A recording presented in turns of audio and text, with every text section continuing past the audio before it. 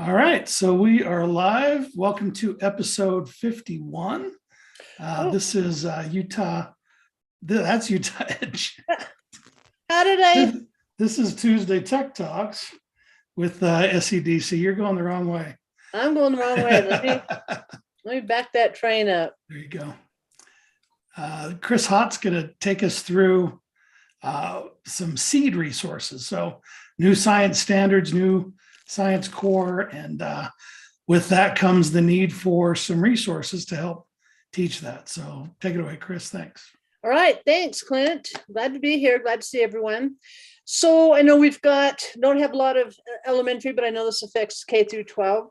So first, how did these new seed standards change the way that you teach things? Did you change your teaching style? Give me a little bit of insight. What struggles have you had unpacking these new standards and trying to apply them in your classroom?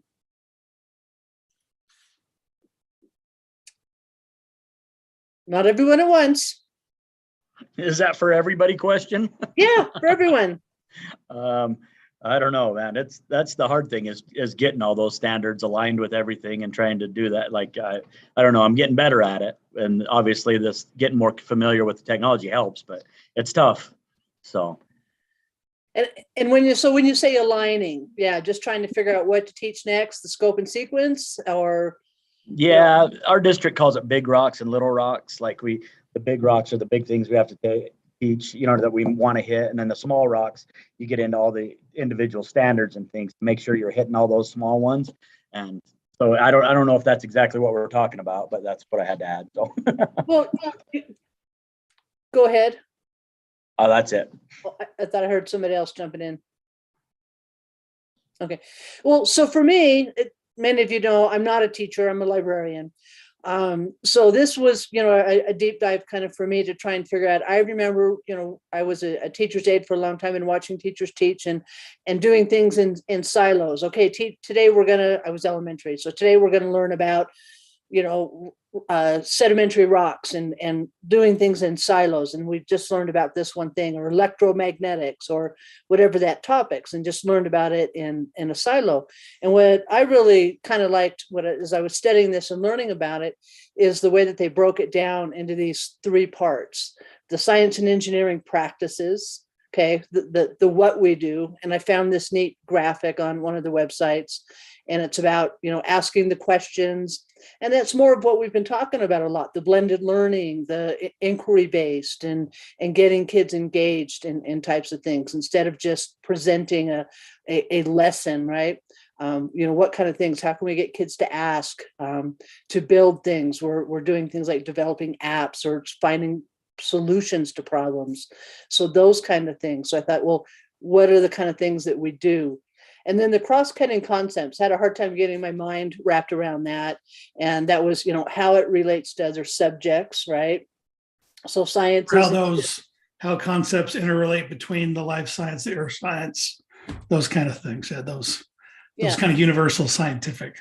Yeah, concepts. So we don't just teach it in a silo, right? What we do on this hand affects something on this hand, and how can it relate? So how can we tie all those things together? And I know how hard it is for secondary, because when I talk to secondary teachers, well, I don't teach that in my class. You don't teach language arts. Language arts doesn't teach science.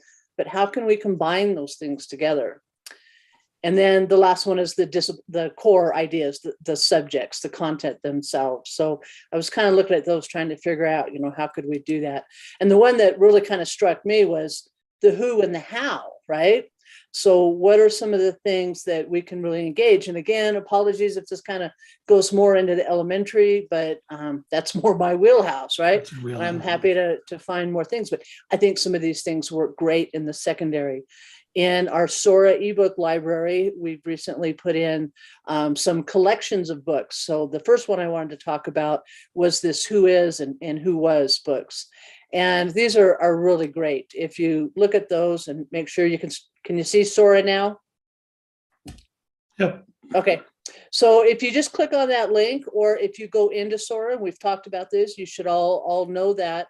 If you just go into collections, let me go to the back, when you log in, you get to right here. If you click on collections, these are those curated collections that I've talked about.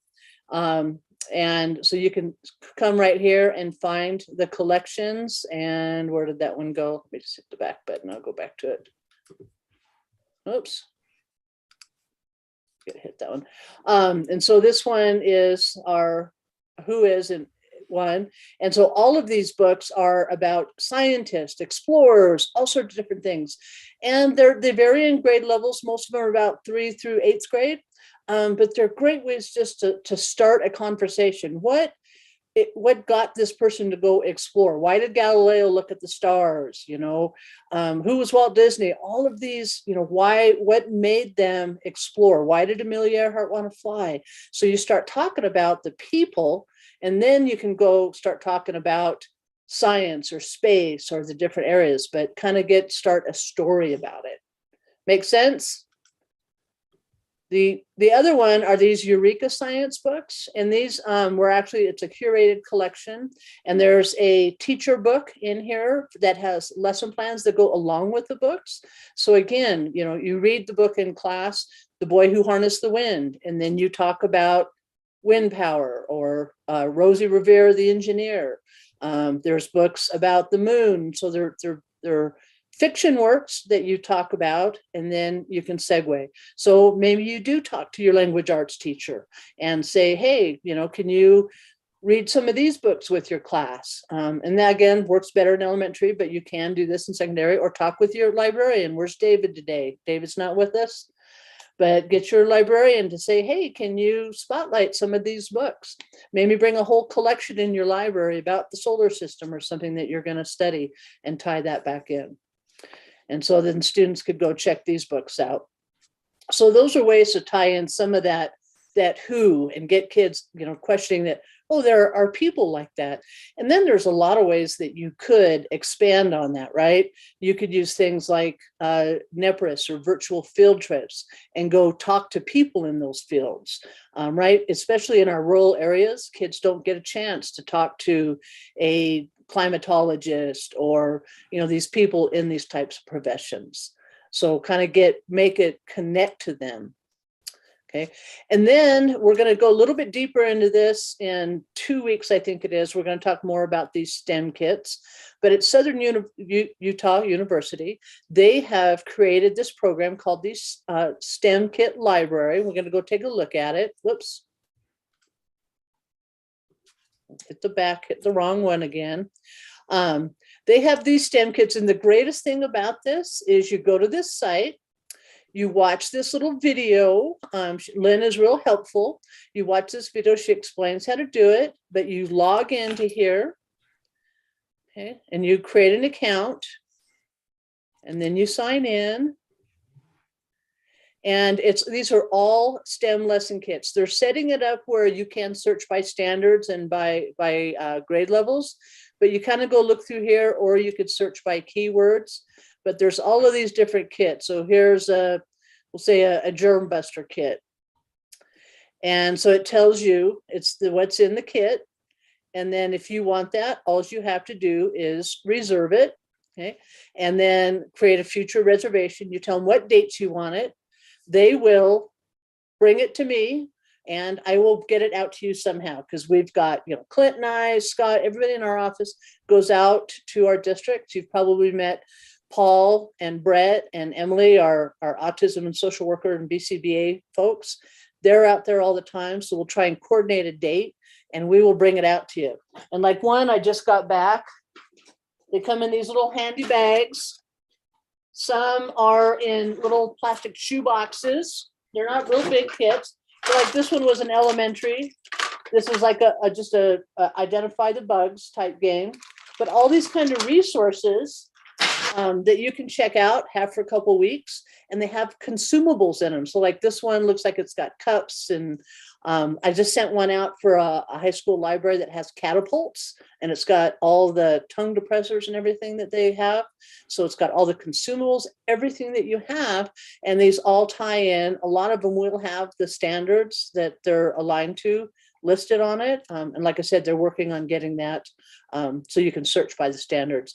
But you can go through here and search and find microscopes, Ozobots, So we have lesson kits, there's engineering things, all of these things that you can check out, have for a few weeks, and then we'll pick them up and bring them back. Sound good? It is gonna take a little bit of time and effort to kind of coordinate that.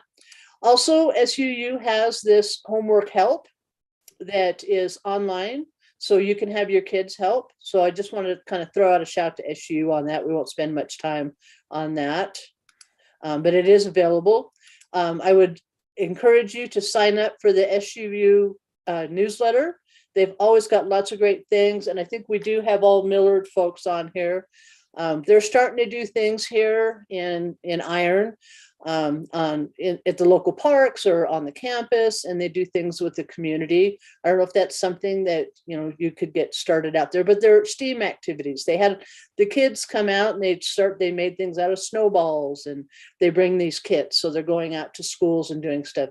And I know that the Fillmore Library, they wrote a big grant 2 years ago, and they got huge amounts of STEM kits available to be able to use. And they were supposed to partner with the local schools. So I would check over at your public library and see if they've got some stuff. This was the last thing I wanted to show you for the STEM stuff. And Clint, I did put these in the document. Dropping the links as you go. Perfect. You're awesome. This one, it ends the 15th, and I just talked to Charlene over at SUU, and they've got about $10,000 to do some field trips up into like Zion and take the kids, and you just have to kind of put in a budget, and they'll pay for the field trip, and they'll take you and your kids somewhere to go study some of these seed concepts, and they'll pay for it. So, but you have till the 15th, and then it closes.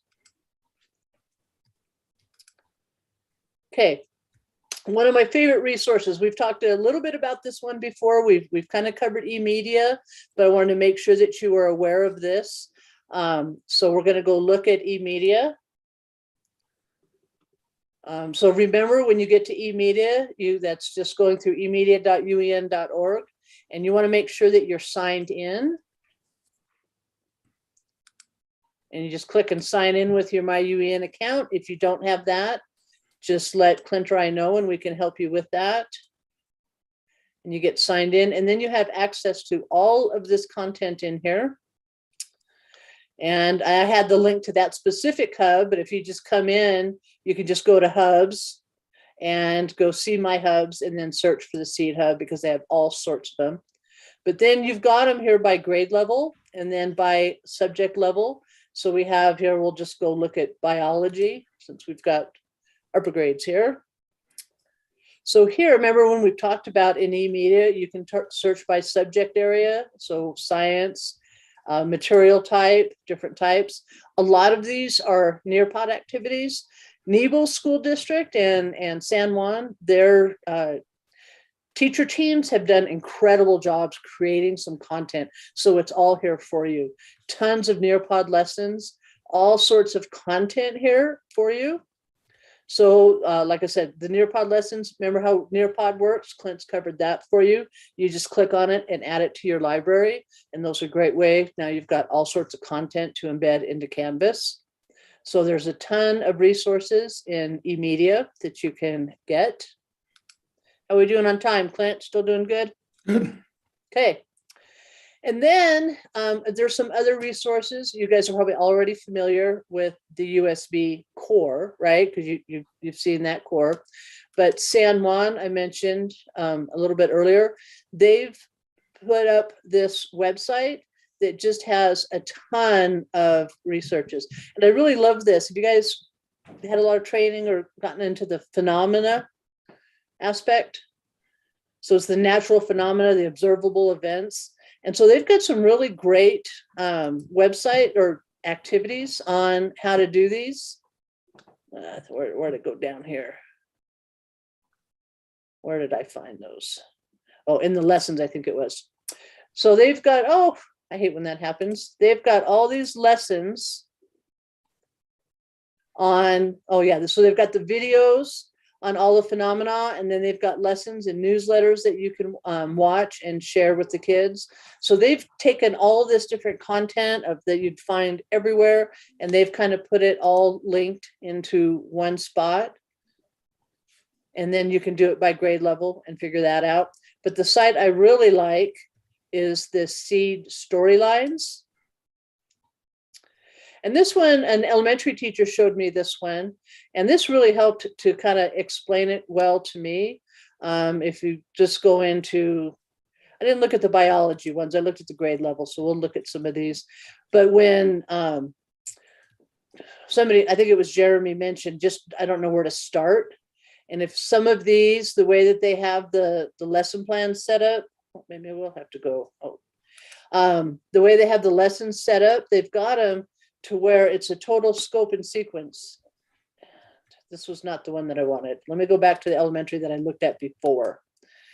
They've got it set up right here, that it just goes right through the pacing guide. That's what I was looking.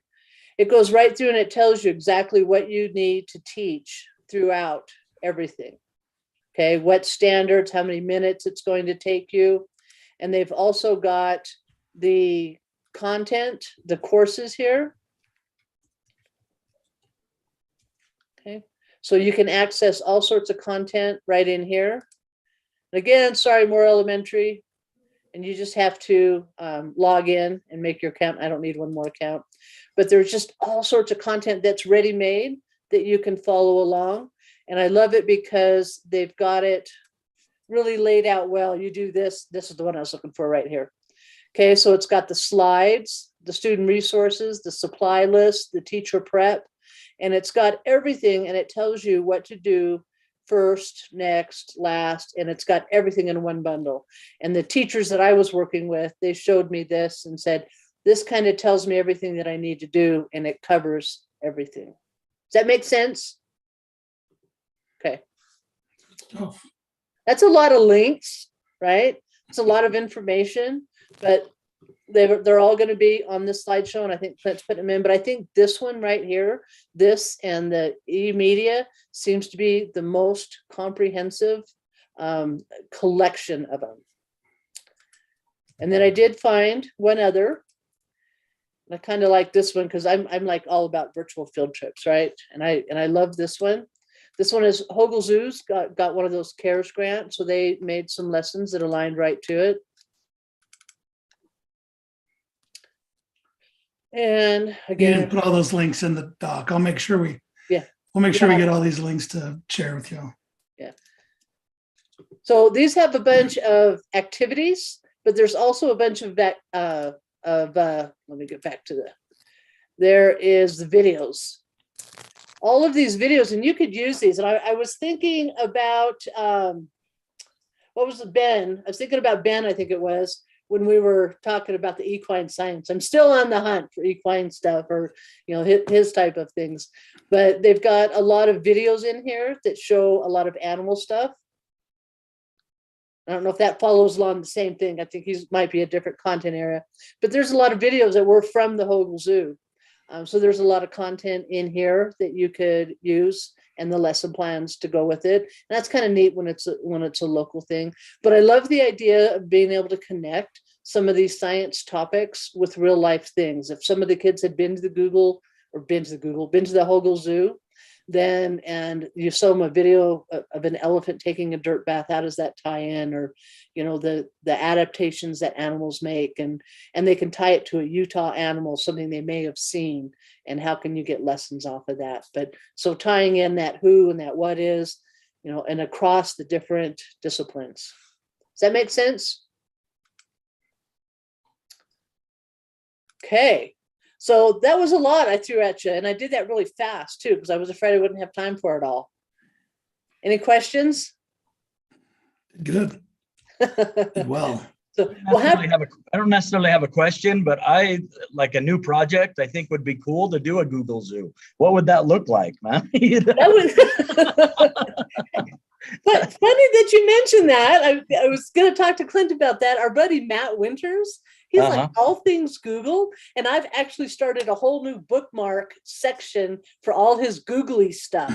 And I'm making little pens for all his googly stuff. And he showed me a Google Islands today. So that, Oh, yeah, nice. that would be what kind of animals? Yeah. Yeah, hanging from trees, which ones are in house. I mean, there are all kinds of different, just with technology, you could do that. Cool. Yeah. Yeah. That would be awesome. Okay. Shall we move on then? Okay, Clint. So next week, it is USET 2022. So I probably won't share out any slides, or I don't think I'll have time to send a reminder or anything.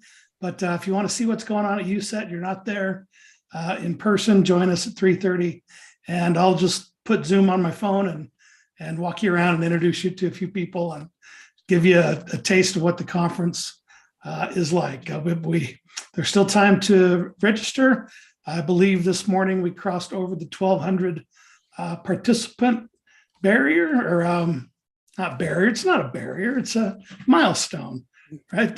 So it's going to feel like a real live conference. It's going to be big. We're going to have some great speakers, amazing sessions, great keynotes. So I will give you a taste of USET 2022. And then the following week Well, remember too, Clint, even you can do it virtual. So even if you can't make it in person, sign up and do virtual, and you can still attend things virtually and still get the credits and still get the information. Yep. So even if you can't attend physically, do it virtually, and you'll have until, what do we say, July to absorb everything? Yeah, do everything you need to do for the credit if you want to do it that way.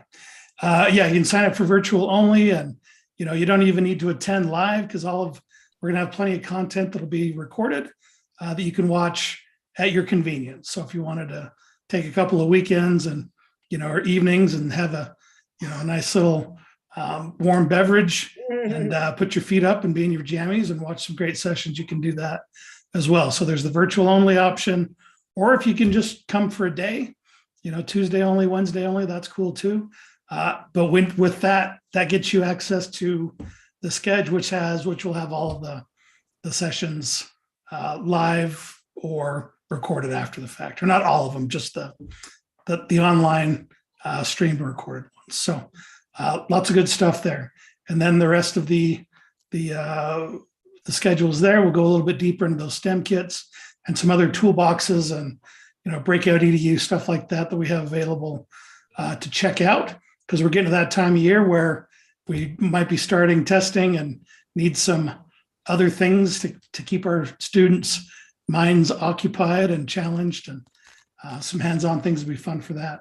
And then on the 29th, we'll go do a review of some of the best things that were shared at the Google Demo Slam at the conference. Maybe we'll rename that the Google Zoo, best of the Google Zoo. I like it. All right. And so again, we'd just like to remind you of the Utah Ed Chat. Happens every Wednesday night at 9 p.m. on Twitter. There's tomorrow's topic is pretty shiny things for education, from Zach Stickney. I couldn't find where Zach was from, but he is a well-regarded educator, and hopefully we'll be sharing some great tools and resources from him, and also that community that's there. You always learn a lot from those guys. Yeah, have not heard of him. That'll be interesting to check out. I always love looking for some pretty shiny things, but that doesn't mean you have to adapt every shiny new thing, right? Because then you just end up overwhelmed. Find what you like, find what works, find the tool that meets the need that you have. The best tool for the need. Right. And then again, one more pitch for USET 2022. There's still time to register there. We'd love to see you in person or virtually at that. I have to say, I'm so excited to see everybody at USET next week. And I'm also going Thursday up for our librarian conference, Thursday up in Ogden. So we have that. And then we've got some other stuff. We've got our autism conference coming up and our Sterling Scholar. This was like 4 in-person session, big conferences in 2 months. I'm so excited to be around people again. Oh, we need the link for the roll. We put that in there for sure. Sorry about that. Clint, did you get up to 900 on the USET? You guys yet? We're over 12. We're over 1,200. Wow. And it looks like all the people from the state board who are planning on coming, who aren't presenting, haven't signed up yet either. So we'll probably keep going from there. So Nice. Cool. it'll be a good group. Yeah, for sure. The role is there. I think that's it. Again, we'll post these recordings just as soon as we're done. I'll make sure that it's there. You can stop sharing your screen now, Chris. But we appreciate you being here. We hope you do join us next week. Any other questions on anything else at all while you've got our ears? Canvas questions or